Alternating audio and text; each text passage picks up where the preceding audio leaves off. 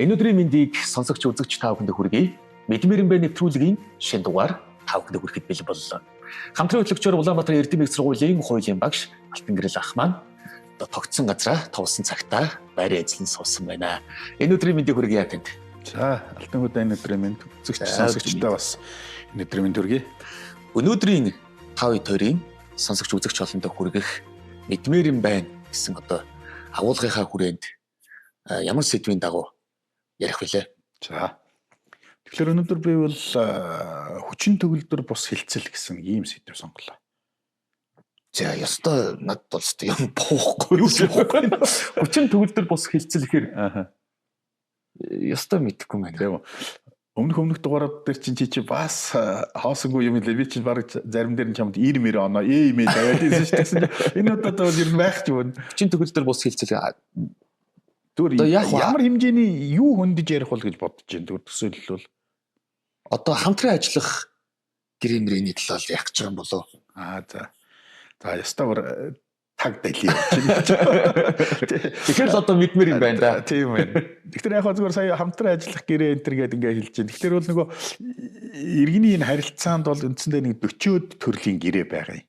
Тэр гэрээний нэг төрлийг чи сая хэллээ. Одоо тэр хамтран ажиллах гэрээгээ те. 40-од төрөл байдаг юм. 40-од ерөн төрлийн гэрээ байна. Тэгэхээр бол яг зүгээр хоёлаа нөгөө мэдмэр юм байна учраас би ярьж штэ те. Энэ 40-од төрлийн гэрээ байдаг юм а. Тэрний нэгийг чи сая хэлчихлээ гэж. Тэгэхээр бол би сая бол хүчин төгөлдөр бус хилцэл гэж. Тэгэхээр магадгүй саяны чиний хэлдэг энэ хамтран ажиллах гэрээ чинь өөрөө нэг хилцэл гэж явдаг байхгүй юу? Гэрээ хилцэл гэдэг энэ хоёр хамтдаа яваад байдаг шүү дээ. Яг одоо нөгөө эн чинь нэг тийм хүн сонсоход бол ингээ хошоо холбоо үг юм шиг боловч нэг удаа агуулад байгаа ч юм шиг. Арай өөр ойлголт байхгүй юу тийм ээ? Салангад ойлголт гэсэн. Яг одоо тэгэхээр хоёлаа эндээс яг яриагаа. Тий. Тэгэхээр би сая хүчин төгөлдөр бус гэрээ гэж хэлээгүү. Хилцэл төгөлдөр бус хилцэл гэж байгаа байхгүй тийм. Тэгэхээр хилцэл гэдэг нь арай өөр ойлголт багч гин гэрээнээсээ. Бүр их ингээд одоо өргөн утгаар нь хэлэх юм бол хилцэл гэдэг нь ерөнхий юм ойлголт. Гэрээ гэдэг нь тэр хилцэл дотроо байж байгаа. Асуудал. Гэрээ бол хилцэл дотроо агуулгаддаг юм байна. Хилцэл гэдэг нь арай өргөн ойлголт гэж хэлэх гээд юм л да. Тий. За тэгэхээр бол хилцэл гэдэг нь өөрөө яг юуг илэрхийлээд байна гэхээр бол одоо харилцаж байгаа иргэд байдаг юм уу, компани хуулийн этгээдүүдийн хооронд одоо эрх үүрэг үүсгэж байгаа, зөвшөөрч байгаа, хязгаарлаж байгаа тэр эрх үүргийг дуусгар болж байгаа, эсвэл эрх үүргээ ингээд хэн нэгээр өөр шилжүүлж байгаа энэ харилцааг одоо хамаарсан энэ үйлдэл эсвэлтгүүг бол хилцэл гэдэг гэж одоо нөгөө хуулийнхаа онлын хувьд бол ингээд том явж байгаа байхгүй. Энд чинь ингээр чинь нэг тийм одоо жирийн хүний хувьд бол ингээд их л том юм л яриад байгаа юм шиг те. Их л өргөн авал харагдаад тийм. Өөрөөр хэлбэл ер нь бүх төрлийн тохиролцоо гэж ойлгож болох байхгүй. Бүх төрлийн тохиролцоо. Хилцэл бол яг энэ ерөнхий ойлголт нь гэрээ гэдэг бол одоо тэр нөгөө түрүүчийн хэлдэг тэр 40 төрлийн гэрээ гэдэг ингээд өөрөө юу зохицуулж гэн хэний хооронд ямар хүсэл зоригийг илэрхийлж гин гэдэг тэр одоо агуулгаар нь ингээд ийм гэрээнүүдийн төрөл болгоод ингээд хуваачдаг. Ийм арай нэрийн ойлголт байхгүй. За тэгэхээр бол хүн бол өнөөдөр ингээл байнгын хилцэлд орж явж идэг. Одоо өнөөдөр жишээлбэл хоёулаа ингээл өглөө босоод автобусанд суулаа, карта ингээл карт уншуулахад баярлалаа гэлтэж идэг шин. Эсвэл оюутан, өндөр настан гээл те. Энэ юу хийгдэж байна гэхээр энэ бол үндсэндээ бол тээвэрлэлтийн гэрээ хийгдээд байгаа байхгүй. Гэрээ ихлээр бидний нэг костюм бичих хоёр багийн ингээл ширээний ард сууж байгаа тавдараал те. Ингээд байдаг гэж ойлгож байгаа боловч өнөөдөр зүгээр ингээд энэ үйлдэлээр жишээлбэл ингээд карт уншуулснаар гэрээ тээвэрлэлтийн гэрээ хийгээд цаа тээврийн байгууллага бол намайг одоо буух газар маань эрүүл аюулгүй одоо ингээд хугацаанд хүргэж өгөх юм үүрэгтэй. Би бол тэр автобусанд суусныхаа хувьд тэр автобусыг эвдэж гэмтээхгүй нийтийн амгалан тайван байдлыг алдагдуулж орилж хашгирахгүй өмч өгөхгүй байж байгаад буух газараа буух те нэг бит хоёрын хооронд ийм эрх үүргийн ийм харилцаа ингээд үсээ явчихж штэ. Тэгэхээр нэг иймэрхүү одоо ингээд одоо хилцлүүд бол бидний хооронд бол мөнгөд явж байна. За нэг дэлгүүрт ороод нэг харин тийм байна. Үйлчлэгээ авж байгаа, үйлчлэгээ үзүүлж байгаа бүх зүйлэл гэрээ явагдаад байгаа юм шүү дээ. Хилцэл явагдаад байна гэж ойлгож байгаа байхгүй юу? Би мөнгө өгж гин тэр хүн надад талах өгж гин чи ингээл тэр тодтолтаа авах гэрээ хийгдчихлээ тийм ээ. За гэтэл одоо ингээд хүчин төгөлдөр явдаг ийм хилцлүүд байна. Одоо сая бол хоёлаа ингээл автобусанд ингээл уншуулаа суухад ингээл дэлгүүрт мөнгө өгөө талах авлаа энэ төр гэдэг чинь ингээд тэр хилцлүүд хийгдээд биелээд хүчин төгөлдөр үйлчлээд яваад байна. Гэтэл тэр хүчин төгөлдөр бус хилцэл гэдэг асуудал юу гэхээр бол анханасаа ийм тохиролцоо хийх ёсгүй байсан юм а гэдэг асуудал яригдах гэдэг нь шүү дээ. Ёсгүй байсан юм а гэдэг. Тэгэхээр энэ дээр бол нэг тийм тэр хүчээр хийгдсэн гэсэн үг. За хүчээр хийгдсэн гэдэг чинь бас нэгэн төрөл. Одоо ингээ хоёлаа ярихын алдаа тэр тодорхой болно. Энэ өөрөө ингээд хүчин төгөлдөр бус хилцэл чи өөрөө ингээ дахиад дотроо хуваагддаг байхгүй юу? Тэгэхээр хоёлаа энийг ингээд дотроо одоо задлаад ярий. Тэгэхээр энэ дээр бол хүсэл зориг гэдэг нэг юмыг бас ярихаас өөр аргагүй болчиход байгаа.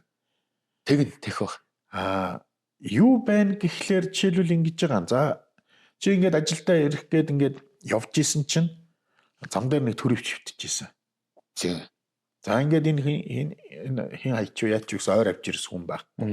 Онгоолгоод үтсэн чинь нэлээ олон хорт. За одоо нэг сая төрөгч юм шиг байна. Одоо яах ёстой вэ гэхээр чи иргэнийхээ үүргийн хувьд бол үнийг цагдаагийн байгууллагууд авчиж өгөө тэмдэглүүлээд тэгээд тэр эзэн ирээд ингээд яах юм бол тэрнээс чи тодорхой одоо шагналаа авдаг ч юм уу те нэг юм. Гэтэл тэрийг чи хувьдаа авсан чи магадгүй тэр камерын годомжны камерт бичигдээд ингэсэн бол одоо чи гэгдлийн төрөг ашигласан гэдэг ингээд чи өөрөө одоо буруудаад явах гэдэг шүү дээ. Гэтэл энэний хувьд бол чи өглөө ажилдаа ирж явахдаа за би нэг сая төгрөгтэй төрөвч олно шүү гэж ямар ч хүсэл зориг бол байгаагүй байхгүй. Тэгжлээ тийм төсөөл байхгүй. Төсөөлгүй явчихсан. Гэтэл нэг юм байгаа. Нэг хүн төрөвчийг хайчаад FM радиогоор зарлуулж байгаа байхгүй. Би гадналтаа ийм зурагтай ийм хар төрөвч алдсан. Энэ дотор нэг сая төгрөг байсан юм аа. Гэтэл тэнд миний аягүй чухал ийм бичиг баримт бас цуг явчлаа. Энийг маань ингээд авчираад өгөх юм бол би магадгүй тэр мөнгөнийхөө 50% өгье. Эсвэл ерөөсөө бүр 100% тэр мөнгөний өгье. Юугаа авъя? Бичигээрээ авъя гэд FM радиогоор зарлж ийн гэдэг бол одоо энэ хүн нийтэд хандаад хилцэлд өрж ийн гэсэн үг. Та нар миний IT нэг олоод ирээд өрж байгаа юм биш үү? Тийм. Тохиролцоогоо санал болгож штэ. Тийм байна. Тэгэнгүүт энийг чи автобусын дотор явж байхдаа сонсцоход тэгээ буугаад тэр газрыг хажуугаар хахта одоо чи жишээлбэл хайж явах нь шүү дээ. За энэ хавцаа унтсан юм шиг байна. Зорж. Одоо яаж их тэр чи тэр хүн чамайг дуудаж штэ. Миний юмыг олоод өгчөөч. Санал тавьж штэ. Таксины жолооч нар ихтэй гэж очдөг баха. Тий. Тэгэхээр бол чи бол одоо энэ дээр бол та хоёрын хооронд хилцэл хийгдэж байна гэж ойлгогдож байгаа байхгүй юу? Яагаад гэвэл тэр хүн чамд санал тавьсан. Чамд ч нийтэд санал тавьсан. Тэгэхээр чи тэр болжлыг биелүүлсэн учраас одоо очиод чи нөгөө юм шаардах хэрэгтэй болчихгүй. Одоо өг. Чи нөгөө дотор нь байгаа бичиг баримтын чамд чухал мөнгөний надад өгнө гэсэн шүү дээ, тий. Маань бичиг баримт чинь би нэг авлаа гэдэг асуудал. Энэ бол ингээд нэг хилцэл одоо та хоёрын хооронд хийгдээд өсөл зоригийн дагуу хийгдэж байгаа юмнууд байна. Энэ хилцлэл тайлбарлаад байна л да. За гэтэл анханасаа ийм байгуулагдах ёсгүй хилцлүүд гэж байдаг гэдэг. За ийм хилцлүүдийг бол энэ хүчин төгөлдөр бас хилцэл гэдэг дотор оруулж тооцдог тийм. За тэгэхээр энэ дээр ямар төрлийн хилцлүүд байдаг вэ гэхээр нэгдүгürt бол хууль зөрчсөн хилцэл гэсэн ойлголт байдаг. За энэ жишээлбэл одоо ямар төрлийн юм байж болох вэ гэхээр бол тусгай хамгаалалттай юм газар нутаг дээр нэг нөхөр өөрөө ингээд газар дээр байшин бариулна гэдэг асуудал яриад байдаг. Тусгай хамгаалалттай газар дээр. Тусгай хамгаалалттай байгалийн зохицлуур газрын нэг бүс нутаг дотор би ингээд байшин бариулна гэдэг. Тэгээд тэр байшинтай холбоотой нөгөө барилга барьсан нөхөрт хоёлаа ингээд маргаад те. Ингээ явж байгаа нөхцөлд бол угаасаа тэр одоо тусгай хамгаалалттай газар дээр анханасаа ерөөсөө байшин барьж болохгүй учраас энэ хоёрын хооронд тийм тохиролцоо хийх ёсгүй байсан гэж. За нөгөө хөдөлмөрийн квот гэж байдаг. Жишээл гадаадаас ажиллах хүч оруулж ирдэг юм квот гэж байдаг. Гэтэл нэг байгууллага өөрийнхөө нэр дээр тийм квот авчаад гаднаас ажилчин оруулж ирэх гэжсэн чинь манай үйлдвэрлэл үйлчлэг энэ жил явах болонгууд нь бас ч хэдэн дөрөв төлөөд авцсан чинь ингэвтэй биш гадаадаас квот оруулж ирдэг юм байна. Авах уу гэд хэлсэн чинь танах тэр квот авахгүй явж исэн чинь авч чадаагүй. Тэнгүүт хоёлоо өндөхрөө чи манай кодыг худалдаж аваад манай тэр компани кодын нэр дээр чи гаднаас оруулаад ирдэг байхгүй. Ингэж яагаад чи тодорхой хэмжээний хохирол учирчдаг. Тэгэнгүүт чи одоо надтай марах нь ш. Танай кодон дээр би хүн оруулаад ирсэн чинь ингэчлээ гэд. Тэгвэл яах вэ гэхээр бол маргаан яаж тавигдах вэ гэхээр энэ чи угаасаа энэ код зөвхөн манайх байх хэвээр. Манай компанид. Би л оруулж ирсэн. Тэгвэл би энийг цааш нь ингэж 8-ыг хэрэгсэлүүлж зардаг ид биш. Тэ. Тэгэхээр би энэ хууль зөрчөөд тэр кодыг зарж байгаа учраас бит хоёрын хооронд тэр код өгсөн авсан гэдэг энэ хэлцэл бол анханасаа хүчин төгөлдөр бос гэж үзэж байгаа байхгүй. За бас нийтээр хүлээн зөвшөөрсөн ёс суртахууны хим хэмжээг бас зөрчсөн юм хэлцэл гэж бас байна. Жишээлбэл одоо би чамд нэг сая төгрөг өгөөд за чи Сүхбаатарт нэг урдаад дутай айл байх тий. Тэрнээс тэр хардууг нь хулгайлаад аваад ирэх юм бол би чам дахиад ирэхлээр чинь дахиад 2 сая төгрөг өгье.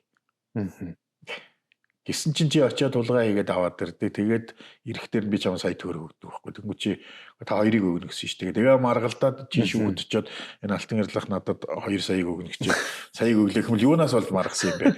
Тэгэхээр би чамаар би хулгай хийлгүүлэх бит хоёрын хооронд ийм тохиролцоо байсан биз дээ. Тэгэхээр энэ чинь хулгай хийж болохгүй байтал би чамаар хулгай хийлгэх захиалга өгөөд тэрэн дээрээс ойлоо авсан өгсөн мөнгөн дээрээс муудалцсан энэ хэлцэл чи угаасаа анханасаа хүчин төгөлдөр бос болж байгаа байхгүй юу? Тий.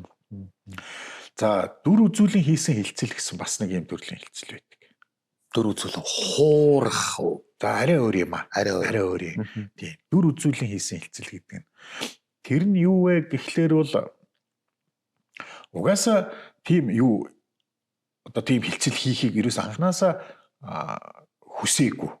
Тийм ээ ерөөсөө тэгтээ зүгээр энэ нэг хүнд би машина ингээд зарсан гэж нэг хэлэх шаардлага байна надад.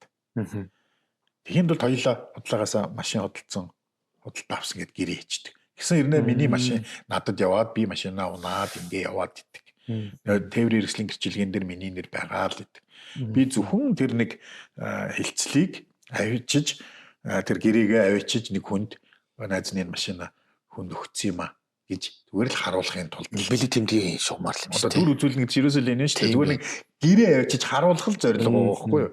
Тэрнээс биш худалдаа авах гэрээгээр бол би чамд машина өгөө чи тэр тохирсон үнийг надад өгөх ёстой шүү дээ мөнгө.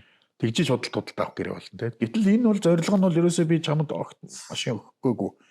Гэтэл би энд нэг нөхөрт би машина зарцсан юм а гэдгийг нэг харуулах нэг шаардлага байгаа дээ шүү дээ. Тийм байна. Тэгээ би энийг барьж ирээд ингээд үзүүлж байгаа. Гэтэл магадгүй чи тэр гэрээг бариа чи надаас машин хийдэж болно шүү дээ. Үгүй ер нь чи надад машина зарах гэж ирсэн шүү дээ хөөе гээд ингээд ярих юм бол би одоо тэгнэ шүү дээ. Уучлаарай би энд зүгээр харуулахын тулд ийм дүр үзүүлж ийм хэлбэрийн үед ийм хийсэн болохоос биш би чамд угаасаа машин зарна гээгүй шүү дээ. Гэдэг маргаан үсэх гэдэг юм л да. Тэгээ ингээ яваад саяны нөхцөл байдал тогтоох юм бол бит хоёрын тэр хийсэн тэр дүр үзүүлсэн хэлцэл зүйчин төгөлдөр болох юм. Угаасаа би өгөх гэж зориог юм чинь. За өөр хэлцлийг халахвчлах зорилгоор хийсэн хэлцэл гэж бас нэг ойлголт байна. За энэ бол ялангуяа манайхны нөгөө нэг үл хөдлөх хөрөнгө орон сууц зарахтаа нөгөө нэг 2% нэг татвараас зайлсхийх зорилгоор хийгээд идэг ер нь баг хэлцлүүд. Би орон сууцаа чамд зарж байгаа юм. 100 саяар зарчлаа. Би 2 сая төгрөг би татвар төлөх ёстой байхгүй үл хөдлөх хөрөнгө борлуулсны. Тэнгүүт би тэр 2 сая дээр гороож жигангуудаа би чамд худалдаагаасаа бэлгэлсэн болоод хийчихдэг байхгүй. Бэлгэллийн гэрээ. Бэлгэлийн гэрээ гэдэг чинь бол хариу төлбөргүйгээр би чамд бол өгж байгаа асуудал шүү дээ. Гэтэл яг цаана жинкэндээ бол бит хоёрын хооронд бол 8 хийгдсэн. Би чамд байраа шилжүүлсэн. Чи надад мөнгөний өгсөн байгаад байдаг. Гол зорилго нь би тэр нэг 2% татвар төлөхгүйгээс болоод хийж байгаа хэлцэл тийм ээ. Энэ утгаараа бол тэр бэлгэлийн гэрээ нь өөрөө дүр үзүүлсэн. Биш нөгөө өөр хэлцлийг халахвчилсан зорилгоор хийж байгаа хэлцэл бол дараад нь шүү дээ. Худалдаа авах гэрээг бэлгэлийн гэрээ болгож хадлаа харуулж байгаа юм гэрээ байгаа байхгүй. Ер нь татвараас цогтгол гэрээ юм байна шүү дээ. Магадгүй цаанаа нь бол нэг тиймэрхүү те. За дахиад нэгэн төрлийн гэрээн дээр бол эрх зүйн чадамжгүй хүний хийсэн хэлцэл байдаг. За эрх зүйн чадамжгүй хүн гэдэг чинь нөгөө шүүхээр ороод энэ хүн бол одоо насанд хүрсэн тийм ээ 18 наснд хүрсэн. Тэгэхдээ ингээд одоо архины хит хамааралтай болсон эсвэл мансуурлах сэтгцэн нөлөөлөх бодисын хит хамааралтай болцсон. Тэгээд яг юу хийж байгаагаа ингээд мэдэхгүй ингээд хилцэл хийгээд ингээд ороод гэр орныхныгоо юм уу ингээд хохироод байгаа нөхдүүдийг магадгүй шүүхээр оруулаад ингээд тогтоолгоод энэ бол одоо эрхцэн өөрийн чадамжгүй маа гэдэг ингээд тогтоочдөг нэг юм хүмүүс байна. Энэ хүмүүсийн хийсэн хилцэл бол үндсэндээ бол хүчин төгөлдөр бос гэж үзэж байгаа байхгүй. Нөгөө талаас хоёлаа хүнийг ер насаар нэг ингээд аваад үзсэн шүү дээ. Тэрнээс нөгөө 0-7 насны хүүхдийг эрхцэн бүрэн чадамжгүй гэдэг тийм ээ. Тэгэхээр 0-7 насны хүний одоо хийсэн хилцэл бол үндсэндээ бас анханасаа хүчин төгөлдөр бос хилцэл байна. Яг тэр 7 насаар өгөө хүүхэд бол юу хийж байгаагийнхаа учир холбоотлыг ойлгохгүй байгаа учраас тэр юу ч хилцэл хийсэн байсан тэр хилцэл бол хүчин төгөлдөр бос гэж ингэж үздэг байхгүй. Тийм учраас одоо бит хоёрыг үзэж байгаа сонсож байгаа. Шүүх бол юу гэж авч үздэггүй гэхээр бол хууль мэдэхгүй байх чинь хариуцлагаас одоо чөлөөлөх хүндэс болохгүй гэдэг. Тий. Санаа нь бол юу гэж юм та угаасаа тэр хуулийг мэдчих ёстой л гэж. Мэдчих ёстой.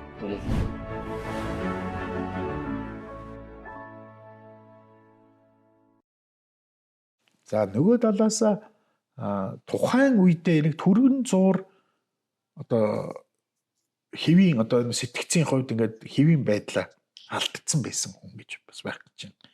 Амьдрал баян штэ тийм ээ ингээд нэг хэсэг хугацаанд ингээд өвчний улмаас байдаг юм ингээд яг юу хийгээд байгаагаа мэдэх хям чадахгүй болох нэг ийм цаг үе. Энэ цаг үедээ хийсэн хилцэл нь бол угаасаа хүчин төгөлдөр бос хилцэл болдог. Гэхдээ тэрийг л яг тэр тухайн үед одоо тэр хилцэлт хийж явах үедээ өөрийгөө ингээд өдөртөн жолоодох чадваргүй байсан гэдэг энэ одоо нөхцөл байдлыг тогтоох асуудал яригдана л да урьдчилаад. Тэгэхээр тэр чинь нөгөө нэг хилцэл хийх чинь нэг тийм хүсэл зориг байгаад байна шүү дээ. Би нэг тийм авмаар байна гэдэг юм уу, өгмөр байна те.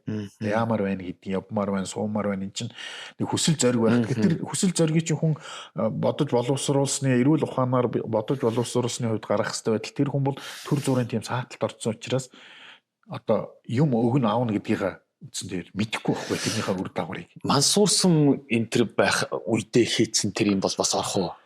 За яг хөө ер нь бол бас тэгээ тогтоох гээд үзвэл үзэх юм. Энд чинь бол яалтчгүй одоо юу би машинаа ингээд сая төгрөгөөр зарлаа гэдэг. Гэтэл нөгөөх нь машин 10 сая байдаг. Тэгвэл яагаад ч эрүүл хүн тэрий чинь сая төгрөгөөр өгчихгүй шүү дээ. Тэгвэл тэр үед ямар байсан байх нь одоо магадгүй яг өөрөө удирдах жолоодох чадваргүй байсан байна.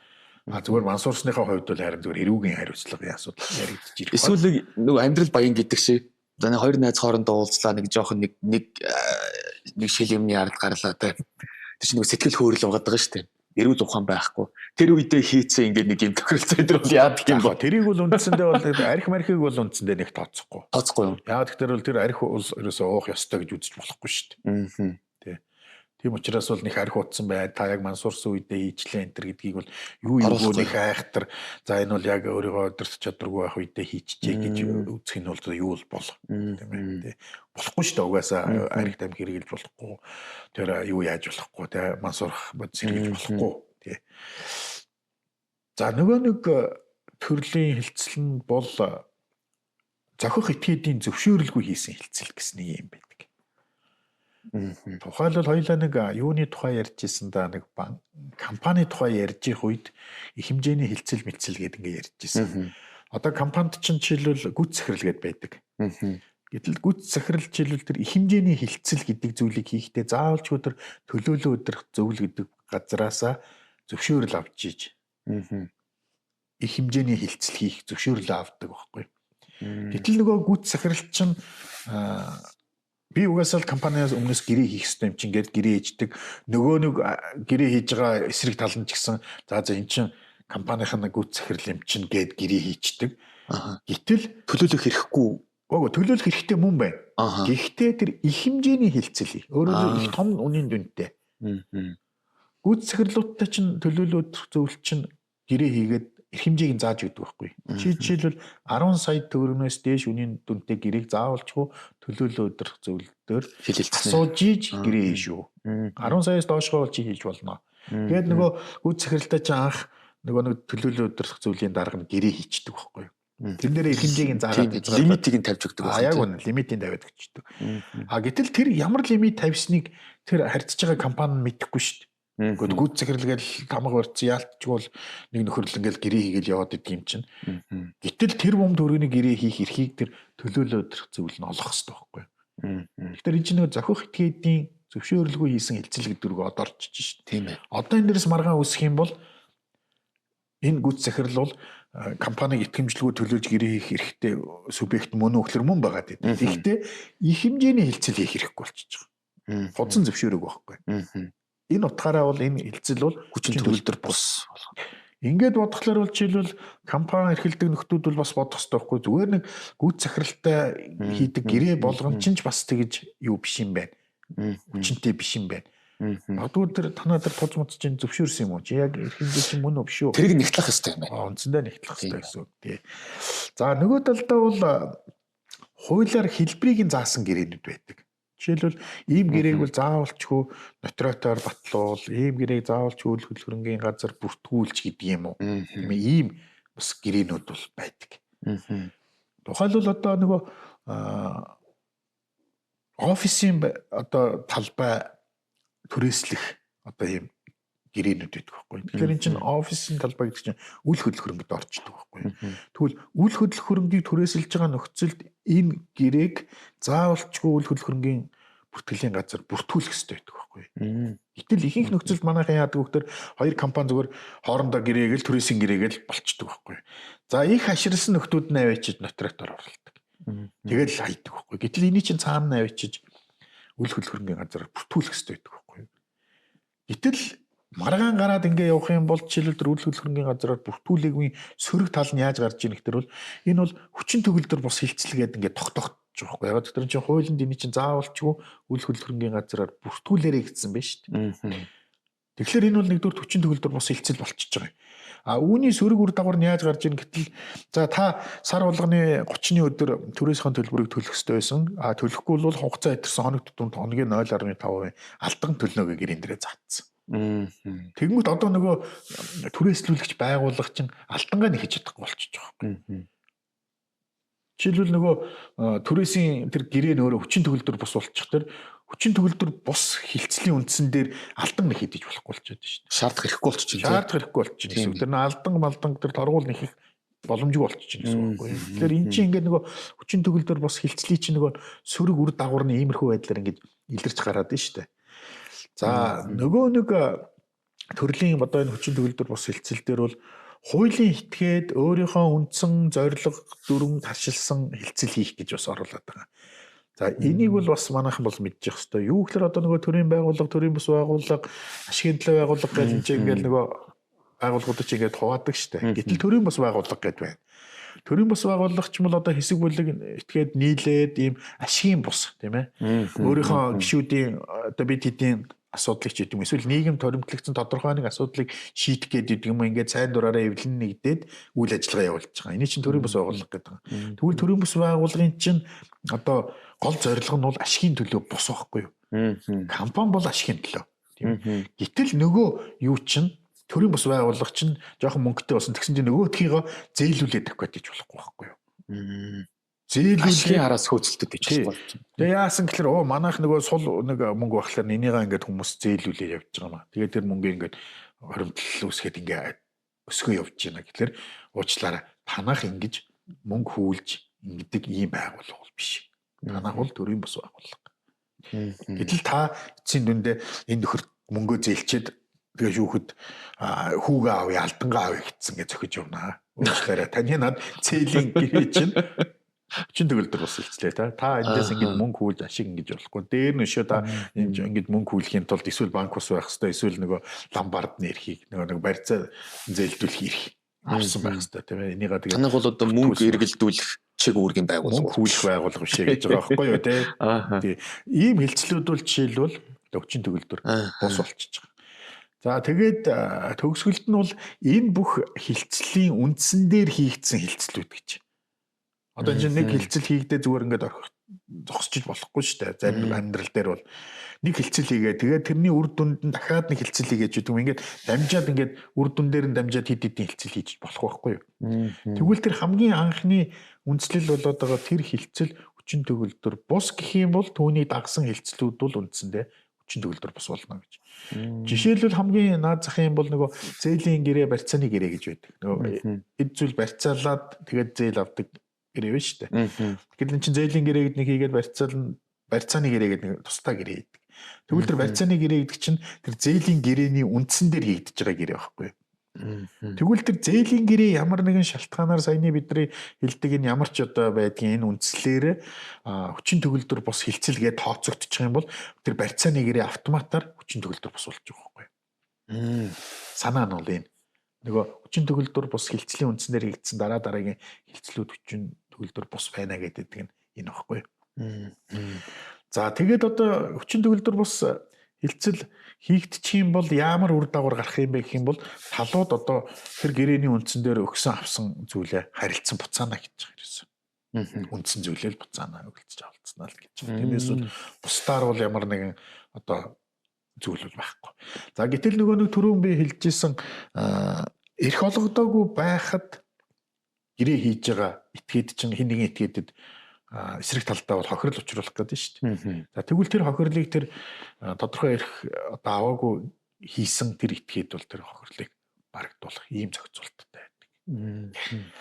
За одоо бол би сая ингээд юуны дөнгөж анх байгуулагдсанаас эхлээд шууд автоматар хүчин төгөлдөр бус байдаг ийм гэрээнүүдийг сая ярьчлаа. Гэтэл нэг 3 төрлийн гэрээ байдгийг. Тэр 3 төрлийн гэрээ нь юу гэхээр бол сонирхогч этгээд хүчин төгөлдөр бус гэж тооцоолъё гэж маргаан үүсэхгүй бол хүчин төгөлдөр үлдчихдэг гэрээ. Заавалчгүй тэн дээр хин нэг сонирхогч этгээд гарч ирж энэ хилцлийг хүчин төгөлдөр бус гэж тооцож өгөөч гэж хүсэлт гаргасны үндсэн дээр хүчин төгөлдөр бус гэж тооцдог нэг хэсэг гэрээ байна. Нэг юм 3 төрлийн. Өмнөх түрүү нэлээд олон гэрээний төрөл ярьдаг тэр хэд чинь бол юунууд штэ. Анх байгуулагдсанаас эхлээд угаасаа ерөөс хүчин төгөлдөр бус байдаг хилцлүүд гэж. Одоо хэлэх гэж байгаа 3 бол заавалчгүй нэг сонирхч итгээд гарч ирж гомдол гаргаж иж хүчин төгөлдөр бус юм уу хүчин төгөлдөр юм уу гэдгийг нь авч хилцдэг ийм хилцэл байх гэдэг. Тий. Хэн нэгэн гомдол гаргаагүй бол угаасаа хүчин төгөлдөр гэж тооцоо явцдаг хилцэл байхгүй. Ийм жах ялгаатай. За энэ дээр юу вэ гэхээр бол ноцтой төөрөгдлийн улмаас одоо хийсэн хилцэл гэж байгаа. Нөгөөх нь бол хуурм эхэлж хийсэн хилцэл гээд нөгөөх нь бол хүч хэрглэж хийсэн хилцэл гэсэн ийм 3 төрлийн хилцэл байна. За ноцтой төөрөгдлийн улмаас хийсэн хилцэл гэдэг дотор ямар зүйлүүд ер нь ойлгож болох уу гэхээр бол тухайлбал цаад хилцэл хийх гэж байгаа хүнийхээ хувьд эсвэл тэр компанийн хувьд өөрөө андуурсан. Би жишээлбэл одоо нэг нүүлгэлтийн компанитай гэрээ хийх гэж байна гэж бодоод тэгээ асуугаагүй. Ер нь ингээд байр байдлыг харсан чинь нэг нүүлгэлтийн компани юм шиг л байна гэж бодоод гэрээ хийсэн чинь нөгөөх нь шал өөр одоо компани байсан. Тэгээд ингээд гэрээ хийсэн цаад компани бол өөрийг нь тэр хүн нүүлгэлтийн компани гэж бодлоо гэж ойлгохгүй хийчихэж байгаа байхгүй. Тэгсэн чинь сүүлдээ нөгөө хоёр өөрийн бодоод явж исэн хоёр чинь гэрээний маргаан үүснэ үсттэй тий. Тэгэнгүүтгүй чи танаа чи нүүлгэлтийн компани биш юм уу гэсэн. Манайх биш шүү дээ гэдэг тий. Би танах гэж одоо нүүлгэлтийн компани гэж одоо гэрээ хийчих шүү дээ. Юу яриад байгаа юм харин даант юм байх ингээд нэг сонирн болоо явцсан юм а гэд ингээ энэ хоёр тэрийг зөвтгөө засаа явж ус болно. Тэгмээ түрүү чи нөгөө өмнө хэлдэг олон тэр гэрээн дээр бол ингэж тэгсэн үү мөкснө гэж ингэ зөвтгөх юм байхгүй. Бандандас анх хийсэл бол тэр угаасаа хүчин төгөлдөр бус. Тэгэхээр нөгөө хүчин төгөлдөр бус гэж тооцож болох хилцэл гэдэг чинь энэ байхгүй. Өөрөөр нөгөө гэрээ хийсэн хоёр тал чинь хоорондоо ярилцаж болох гэдэг нь шүү дээ. Энийгээ бол нөгөө төөрөлцнөө мэдсэн хүн нин даруй нөгөө талдаа мэддэгдэх хэрэгтэй гэж байгаа. Нин даруй. Хөөе уучлаарай би танах чинь нүүлгэлтийн компани гэдэг байхын мөнгө дөргөөгөөд урьдчилгаа өгсөн чинь юу ятсан биш. Танах чинь яг нүүлгэлт биш. Одоо ийм сервисний компани юм очиж засдаг юм компани байсан юм биш ч гэдэг юм. Ингэх юм бол нин даруй мэддэгдээд тийм үгээд ингээд мөнгөө буцаагаад авч болох нь эсвэл одоо тэгвэл манад бас нэг тийм салбар байдаг штеп гэвэл тэгвэл тэрэн дээр шилжүүлж шилжүүлэх юм уу. Ингээд зөвтгөхөд явчих болох нэг юм асуудал байхгүй. За эсвэл нөгөө нэг тухайн худалдаж авч байгаа ч юм уу нөгөө тухайн зүйлийнхаа одоо мөн чанарын хувьд нь юу ятсан. Одоо төөрөлтсөн. Би жишээлбэл энийг одоо нэг пэйж гэж бодоод ч юм уу ингээд нэг хүн тий нэг пэйж юм байна да гэж бодоод авцсан чи нөгөөх нь бол яг пэйж биш тий. А ер нь бол нэг юм халаах зориултаа гэхдээ тэр нь бол хүнсний зүйл халаадаг бол биш тий. Өөр одоо зүйл ингээд зүгээр тийм халаадаг ч юм уу нэг ийм зориултаа. Гэтэл тэрийг бол хүн ойлгохдоо нэг сүүлийн үеийн пэйж нь ийм хэлбэр төстэй иймэрхүү болчих гэж ойлгоод тэр хүн өөрөө пэйж яаж явсан байна. Тэгэнгүүт нөгөөдгий чинь тэр зориулт юм шал өөр болоо явчихдаг. Тэгвэл авичаад ингээд үзэх гэсэн чинь хүүхэд нь орж ирсэн хөө та ч юу авцсан яах гэж байгаа гэсэнгөө одоо би нөгөө сүүлийн үеийн пэйж авчиад ирлээ гэсэн. Хүү уучлаарай надад чинь ийм зориулттай гингүүт. Одоо мэдсэн дээр одоо нэн дээр үдийн нь шүү дээ. Орой гэртээ очил мэдчих тэгвэл маргааш өглөөл очих нь шүү дээ. Яана би энэ чинь нөгөө зориулт юм мэдлгүй авчлаа гэж тийм. Эсвэл нэг амар уран зураг мураг янз янзын эртний юм цуглуулдаг нөхөрөнгөө явж ирсэн. Энэ сте амар эртний ид байна гэд авчдаг. Эртний зүйл авчлаа гэж бодоод исэн. Цаад зүйл бол зарж байгаа хүн бол яг ингээд ер нь юм зардаг юм хүн. Тэгээд нэг нарийн ширээ асуухгүй болохоор өгцөн. Тэгсэн чинь очиод ингээ яасан чинь найзтайгаа яхуулаад энэ хараа инглээгээд 7 хоногийн дараа яасан чинь үшээ наадах чинь зүгээр дуурай мэл юм биш тэг. Гэвэл одоо яах вэ нөгөө хүн чинь нэн дээр өгдөг чинь 7 хоногийн дотор ч юм хурж ирээд үе яанаах нь айгу эртний идэл гэсэн чинь би чамаас ч асуусангүй чи итнэрийн тайлбарласангүй те ингэчлээ одоо энийг хоёул яах вэ гэд. Гэтэл нөгөөх нь өвгөө бандаас авсан л бол авсан те. Зарагцах мацаа бараа буцаахгүй. Тэгвэл одоо би шүүхэд хандах нь шүү дээ. За би энэ чи ингэж бодоод ингэсэн чинь би энэ чи эртний ид гэж бодоод авцсан чинь төөрөлдчихлөө. Тэгсэн чинь зүгээр үйлдвэрт идэг дуурай мэлээд байсан шүү дээ. Харахад бол яалтчгүй нэлээ эртний юм шиг байсан гэж тийм ээ. Тэгэхээр энэ ноцтой төөрөгдлийн улмаас одоо хийсэн хилцэл гэдэг нь одоо энэ төөрөлдөд нь шүү дээ. За нөгөөх нь бол хуурм эхэлж хийсэн хилцэл гэж. Яг тэгэхээр ингээ хүмүүс хуурм эхэлж хэсэгтэр нөгөө нэг заллах гэмт хэрэгтэй ингээд шууд адилхаж авч үзсэн. Би бас тэгж л ойлгох гэдэг юм. Яг гэхдээ энэ дэр нэг тэр яг бүр нэг санаа зорилгын хувьд бол жишээл хуурн тэр заллим эхлэх гэмт хэрэг чинь огт юу ч байхгүй ор хоосон юмыг жишээлбэл байна гэж итгүүлээд ч байдаг юм уу те. Цаана байхгүй юмыг би болгож худлаа яриад тэгээ тэр хүний мөнгийг ерөөсө дахиж өгөхгүй гэж буцааж өгөхгүй гэсэн зорилгоор ийм одоо нөхцөл байдлыг хуурамч нөхцөл байдлыг бий болгоод хийж байгаа энэ талаас нь аваад үзтэр одоо гэмтэрэг байгаа. Энэ одоо энэ нөгөө нэг юуны хувьд бол хуурч хийсэн одоо энэ хилцэл гэдгийг юу гэж харж ийн гэхээр бол би ч хэлбэл машина зарж байгаа юм. Гэтэл машиныг би огт надад машин байхгүй байхад би чамаас машин зарна гэж хэлээд мөнгө авчвал одоо энэ бол заллим эхлэх гэмтэрэг болчихж байгаа. Надад огт машин байхгүй шүү дээ. Эсвэргээрээ харин одоо биткойныг тайлбарлах гэдэг нөгөө хуурм эхэлж хийсэн хилцэл гэдэг чи юу вэ гэхээр бол ахихны машин бол ерөөсөө мөргөлдөж байгаагүй яаж байгаагүй тест ингээд ийм ид байхгүй юу? Чи асууж тахаа би одоо сайн мэдэхгүй. Гэхдээ таны машин янз янзын одоо код үзсэр хийлгэж бодог замаас төрхүүлж исэн юм биш үстэй хитэн би өөстөө тийм байхгүй те өстой цэмгэр тэрийг ерөөсөө тийм байхгүйгээд хилдэг чи нэг явж байгаад нэг машинтай очиод ингээд шүргэлцээ жоохон дөргсөн чинь зузаан замаас гонаад ирдэг те. За одоо бол чи бол надад тэр хомлоо гаргаж байгаа байхгүй. Би бол чамайг бол хуурсан. Тэр юуны хувьд хуурсан гэхээр би тэр нөгөө нэг огт мөргөлдөөгүй шүү гэж хэлсэн хэсгээрээ би чам хуурчж байгаа байхгүй. Тэгэхээр эн чинь би чамд тодорхой хэмжээнд тэгээд тэр хэмжээгээр би чамд жоохон үнэтэй зарсан байж болно шүү дээ. Тий. Тэгвэл одоо чи энийг нэг жилийн дотор над дээр ирээд энэ юугаа гомдлоо гаргаад энэ асуудлаа шийдүүлж болно. Эсвэл хоёлаа тохироод би чамд за стахыгаа уучлаарай би нэрээ тухайд мөнгө нэрийг гараад тассан гэсэн юм аа. За ахын зөрөөг нь үгүй те. Хэмэл ингээ хоёлаа ингээ тохироод ингээ явчих болж байна. Маргасан нөхцөлд бол чи энэ бол ингээд хуурч мэхэлж хийсэн хилцэл юм аа. Гэж. Нөө заллим эхлэх гэхэлэр чин надад огт машин байхгүй мөртлөө би бодлаагаас хүний гэрчлэгийг ингэж нэр усын гэж дарж өөрийн нэр болгож засаач юм уу ингэж байгаа чамаас мөнгө авчих. Тэр одоо энэ бол заллим эхлэх гэмтэрэг болоод өөрчилж байгаа байхгүй.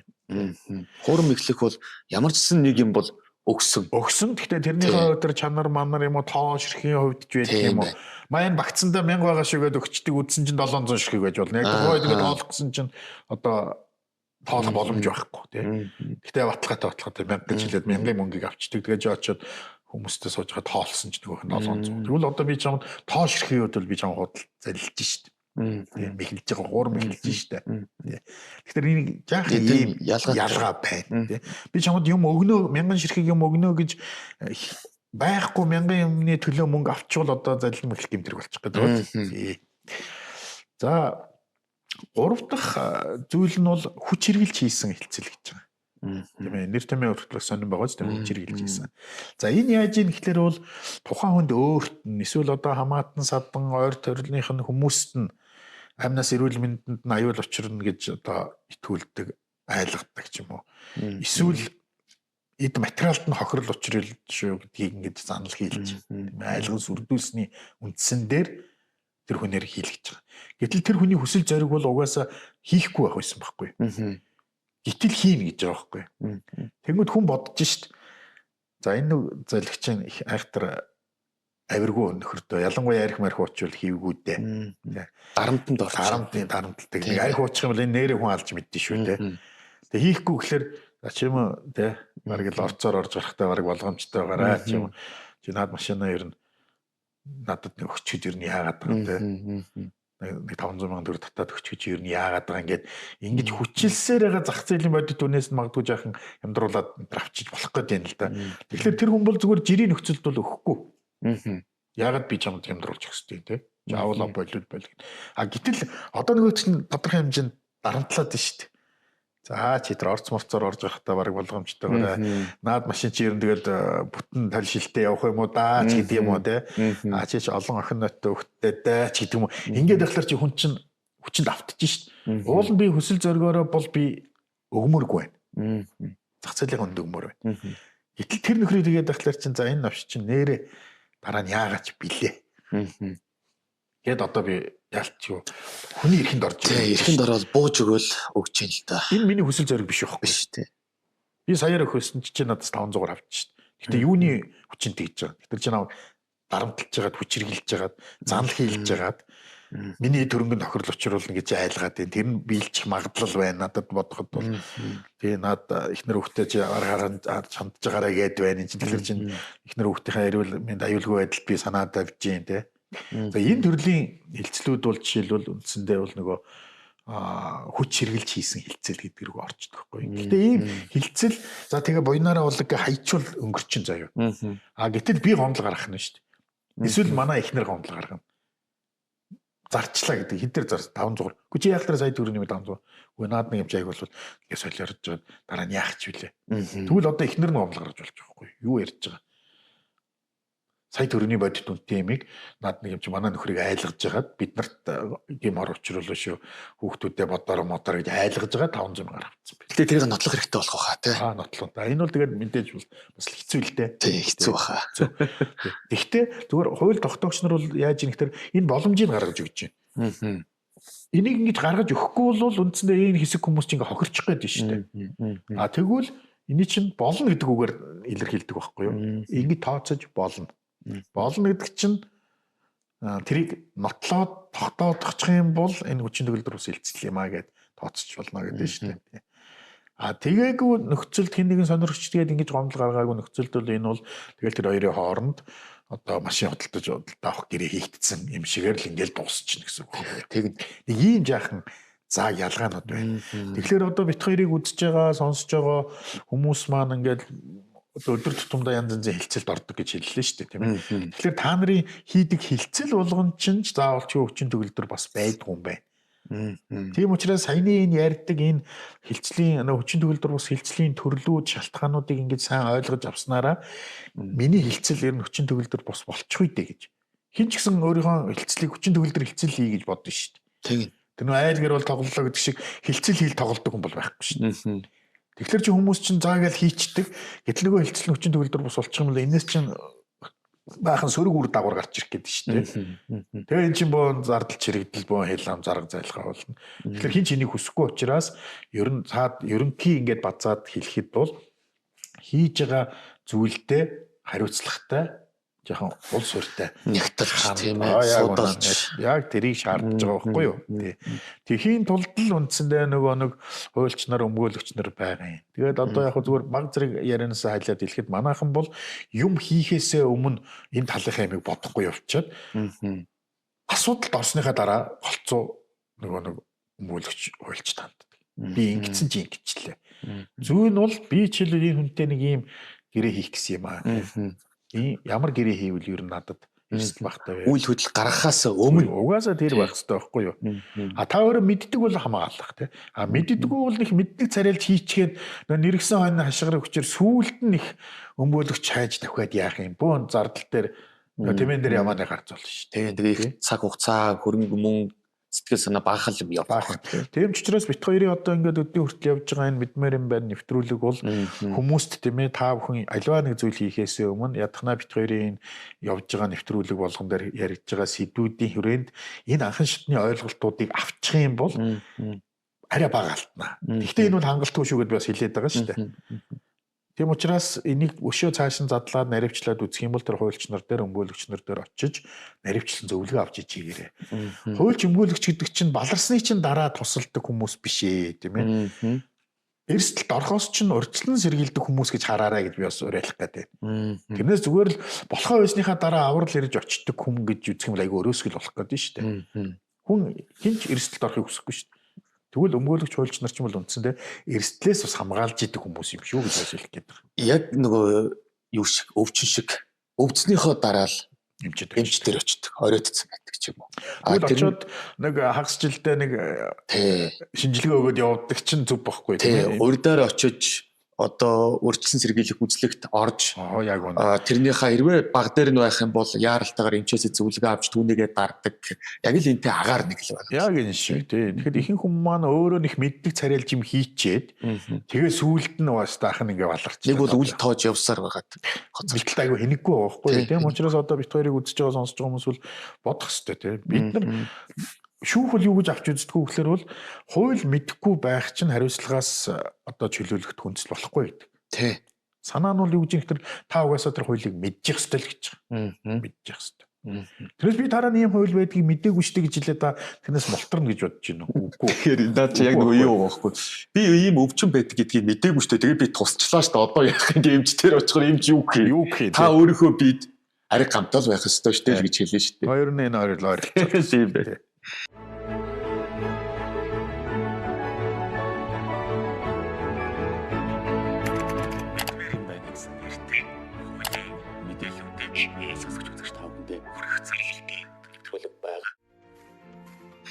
За ингээд энэ удаагийн мэдмээр юм байна нэвтрүүлэг маань өндөрлөж байна.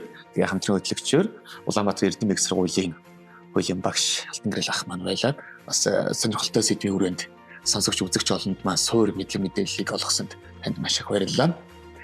Ингээд дараагийн дугаар хүртэл түр баяртай. За түр баяртай үзэгчтэй.